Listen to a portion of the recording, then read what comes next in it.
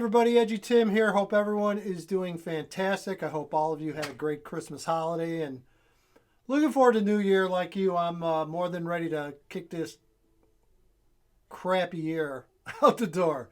Yeah, I'm ready to move on to 2020, 2021 and get rid of this virus and start living life again. So, again, just hope you had a great holiday. So, again, interesting to see Brett Bielema today made his second hire to his coaching staff as offensive line coach. Bart Miller, a state of Illinois name, played at Elk Grove, and everyone here who watched and evaluated Bart Miller when he was in Elk Grove, raise your hand. Yes, I was one of those people. Yeah, lots to remember from Bart Miller for sure. Back then that was the Bruce Basali era over at Elk Grove, and Bruce still kicking, still coaching out in Arizona, and just talk about a coach with great energy, and I always loved talking to Bruce, and I had the pleasure to get to know Bruce really well over the years, and I remember Bart in particular. Bart was a kid that coaching staff had identified very early on at Elk Grove, I think when he was a freshman or sophomore.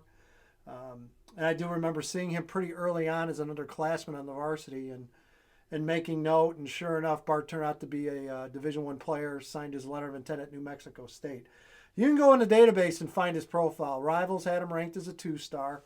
He was in the class of 2003. And the interesting thing about the class of 2003, it was a pretty stacked recruiting class from what I remember. I mean, we had Martin O'Donnell from Downers Grove South, number 1, who ironically ended up committing to Illinois.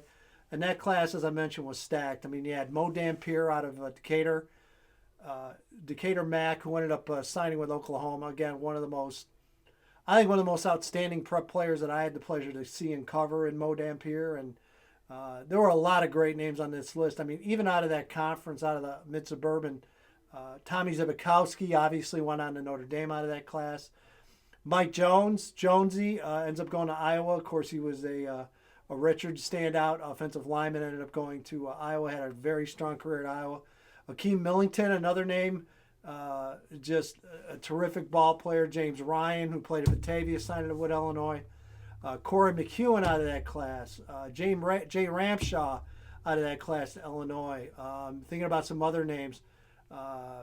Kenny Burns from Sacred Heart Griffin ended up committing to Indiana, had a nice career at Indiana, and now is an assistant coach in Minnesota. Pierre Thomas, you ever heard of him? Yeah, out of TF South. Again, he was a signee to Illinois, ended up playing in the NFL for a while. So again, just a terrific class. I mean, I'm looking at more names. Terry Love out of that list. Some really familiar names. Andre Brown out of Bloomington, ended up committing in Northern Illinois. So, again, some really strong names that came out of the 2013 class. I remember Bart was kind of, to me, was more of an offensive tackle type from just his overall style of play and his tools and his positives, and just didn't really have the length that I think you were looking for in a higher level Power 5 kind of interior lineman. So he was kind of a tackle, in a tackle kind of mentality and game, kind of in a center guard body. That's what I remember from my scouting and evaluation of Bart Miller. Great kid, had many talks with him over the phone, got to see him a couple of dozen times, and again, had a really strong career for Elk Grove, impact player. I think it was his junior year, Elk Grove went to the playoffs, and that was a huge deal for Elk Grove because, again, just the program hadn't had a lot of success over the years.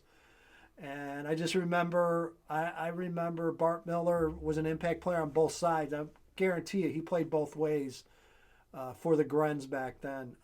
Kind of followed his coaching career for sure.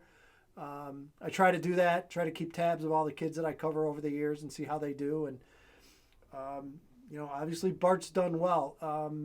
Kind of bounced around. Someone else mentioned to me about, he kind of didn't stay in one place. Well, that's kind of the game with assistant coaches. And I think the positive is he kind of went from one strength to another. Obviously, New Mexico State as a grad assistant after finishing his career with the Lobos. Went on to Wisconsin, a couple different stints as a grad assistant, then as an assistant coach. Went back to New Mexico State. Did a year at Florida Atlantic, or 2 years at Florida Atlantic, then went to Minnesota, Air Force, Ohio, and then Wyoming for a couple of years. And I think I think Air Force was a stop for him. Minnesota, then Air Force, where his name got out there.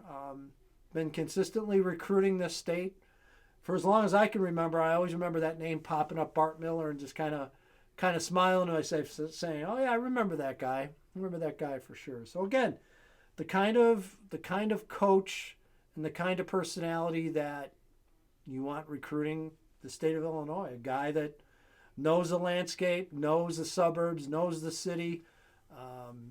And it is going to fit in very well in living rooms, eventually when they can go in the living rooms.